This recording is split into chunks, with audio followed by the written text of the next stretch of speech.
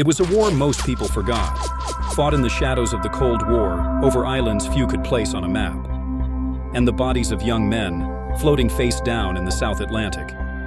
In April 1982, Argentina, ruled by a failing military government, invaded the Falkland Islands, along with South Georgia and the South Sandwich Islands. It was a bold move, meant to distract from domestic chaos. But the British responded quickly, and a naval task force was dispatched within days. And by June, war had broken out across sea, sky, and land. This war would last just 10 weeks. An undeclared war with a devastating cost: 649 Argentinians, 255 British troops, and 3 civilians. All for 2 British territories which were remote, wind-battered, and symbolic. But what made these icy specks of land worth dying for?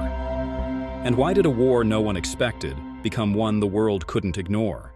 This is the untold story of the Falklands War. The Falkland Islands had long been a point of disagreement. Britain had held them since 1833, while Argentina, just 300 miles away, never accepted that. To them, the Falklands, or Las Malvinas, were theirs, a colonial wound that refused to close. By the 1960s, the issue had made its way to the United Nations. And in 1965, the UN formally called on both countries to settle the sovereignty dispute. And while the British Foreign and Commonwealth Office quietly considered handing the islands over, viewing them as a diplomatic inconvenience, but the islanders had other ideas. And in 1968, when the news of a potential transfer leaked, it sparked outrage that no one could ignore. A strong group in the parliament shut the plan down, and after that, nothing really moved forward. The British also tried a new approach. The 1971 Communications Agreement created air links between Argentina and the islands. As a part of this effort, the Argentine Oil Company, YPF, was even granted a monopoly. Behind the scenes, the UK hoped dependency would breed cooperation, but it never did. The islanders refused Argentine sovereignty, and Argentina refused to back down. And so, tensions quietly escalated. In 1977, after Argentina made a move on the remote southern Thule outpost, the British government responded with Operation Journeyman, a secret deployment of 2 frigates and a nuclear submarine to the South Atlantic. It was a silent message, but it didn't end the crisis. In 1980, the British tried again. Nicholas Ridley, a Minister of State for Foreign Affairs, visited the islands proposing a leaseback arrangement. British sovereignty would be ceded to Argentina, then leased back for continued British administration. The islanders, however, were furious. The press and Parliament tore Ridley apart, and quietly, behind closed doors, he offered a chilling warning: if we don't do something, they will invade. And there is nothing we could do. It was one of the most ambitious military deployments in British history. A task force was assembled in mere days. Over 100 ships, carrying nearly 28,000 personnel, set sail for the South Atlantic, toward an enemy they couldn't yet see, and a war that had already begun. The journey was long, 8,000 miles across some of the world's roughest seas. It would take weeks, with time spent in silence, drills, and uncertainty, the time spent wondering if they'd ever come back. Aircraft carriers like HMS Hermes and HMS Invincible became floating cities. Above them, sea harriers screamed into gray skies, Britain's shield in the air. Below deck, troop ships braced with young Royal Marines and paratroopers, many of them just boys in uniform, now marching toward their first war. But the challenge wasn't just the distance, it was the unknown. They were told the Argentinians were poorly trained, that they'd fold under pressure and this would be quick, but the ground would tell another story. And the war had begun with boots on the ground. April 2nd, 1982, Operation Rosario. Argentine forces stormed the Falkland Islands. It was a swift amphibious landing, led by Lieutenant Commander Guillermo Sanchez Sabaros and his amphibious commandos. They struck at Moody Brook Barracks and then advanced on Government House in Port Stanley. Inside, Governor Sir Rex Hunt coordinated a short but determined defense. Major Mike Norman and 68 Royal Marines, alongside 11 naval hydrographers and 23 local volunteers from the Falkland Islands Defense Force, fought back with what little they had. They were outgunned, outnumbered, and outflanked. The British resistance held for hours, but when Argentina's 2nd Marine Infantry Battalion arrived with amphibious assault vehicles, The outcome was clear. Sir Rex Hunt ordered a ceasefire. By afternoon, the governor, his family, and all British personnel were flown to Montevideo, Uruguay. They returned home, not in victory, but with determination brewing behind them. Even before the invasion, the UK had sensed the shift, and following provocations at South Georgia, the Royal Navy assets had already been quietly mobilized. On the 29th of March, RFA Fort Austin was diverted from the Mediterranean. HMS Spartan, a nuclear-powered submarine, was sent from Gibraltar, while HMS Splendid followed from Scotland. And though it was a coincidence, when HMS Superb departed Gibraltar on the 26th of March, the press speculated she was en route south. The perception may have spooked the junta, but the decision to invade had already been made in Buenos Aires 3 days earlier. By 1st April, the Royal Navy had orders to prepare for war. And following an emergency cabinet meeting on the 2nd of April, the task force was officially formed. Still, the true turning point wasn't on land, because it came from the sea. The South Atlantic, which was cold, vast, and merciless, would soon become a graveyard. On 2nd May, the British submarine HMS Conqueror torpedoed the Argentine cruiser ARA General Belgrano. The ship went down with 323 souls, the single deadliest moment of the war. The strike was controversial, with Belgrano reportedly outside the exclusion zone. But it was heading toward the task force, and the message was clear: Britain would act without hesitation. 2 days later, Argentina responded.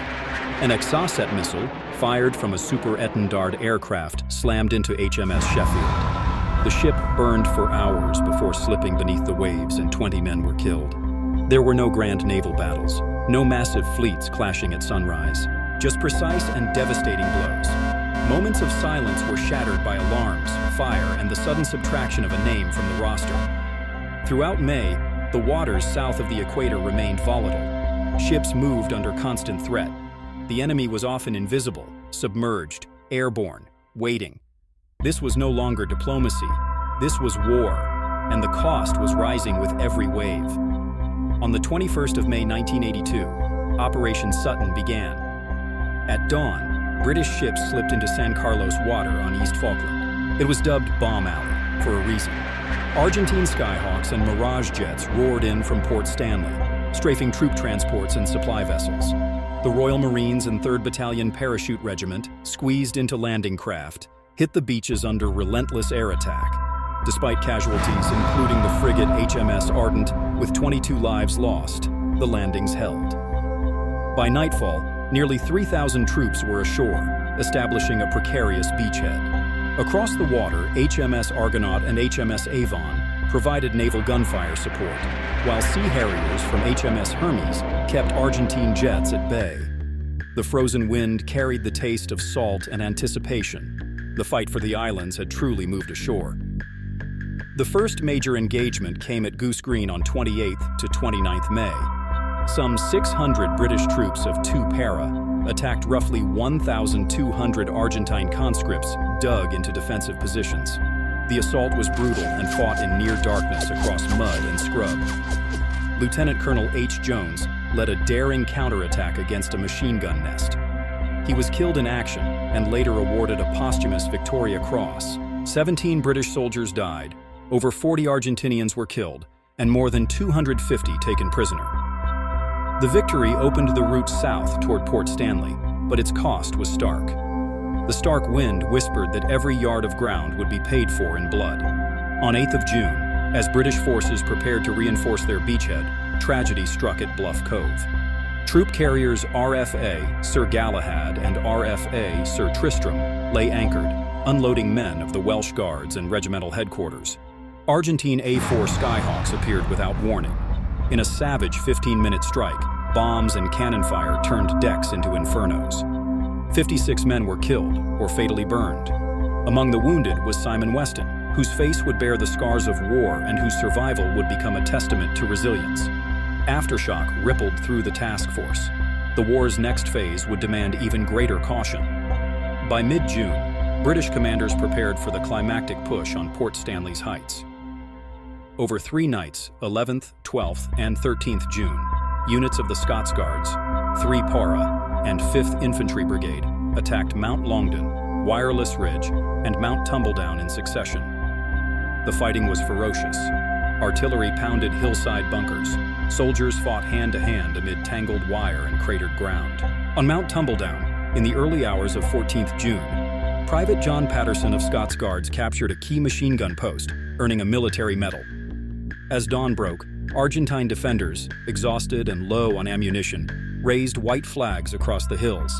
At 0800 hours on the 14th of June, Major General Jeremy Moore accepted the unconditional surrender of the 3,000-strong Argentine garrison in Port Stanley.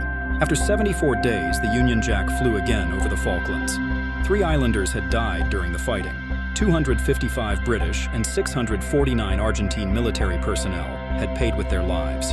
The war was over, but its echoes still lingered. Ships lay wrecked in shallow bays, fighters rotted on the ridges. Flags flew, but grief marched on both sides. Families at home received telegrams and watched newsreels. Some saw heroes, others saw loss. In Britain, Margaret Thatcher rode the wave of victory to a decisive election win, but critics questioned the cost. Falklands veterans returned to a country that celebrated their victory, yet struggled to understand their trauma. Some battled nightmares of strafing runs and frozen death, while others found peace in comradeship that only war could forge. In Argentina, the junta was discredited, accelerating the return to democracy by 1983. The islands remain British today, their inhabitants unwavering in self-determination. Yet the dispute simmers on, an enduring reminder that sovereignty can demand more than maps and flags. It can demand lives in remote, wind-shredded corners of the world. The Falklands War was small in scale, but vast in human cost. It proved that even a brief, undeclared conflict could leave scars far deeper than the trenches of World War I. And in the wind that never ceases to howl across Mount Tumbledown, you can still hear the faintest echo of voices calling home. Voices unforgotten by those who listen. Britain regained control. Democracy returned to Argentina, but scars of war remain. But what do you think? Was it a just defense of sovereignty or a war fought over pride wrapped in a Union Jack? Let us know in the comments below. And if you found this story compelling, make sure to check out our video on the Vietnam War tunnel rats.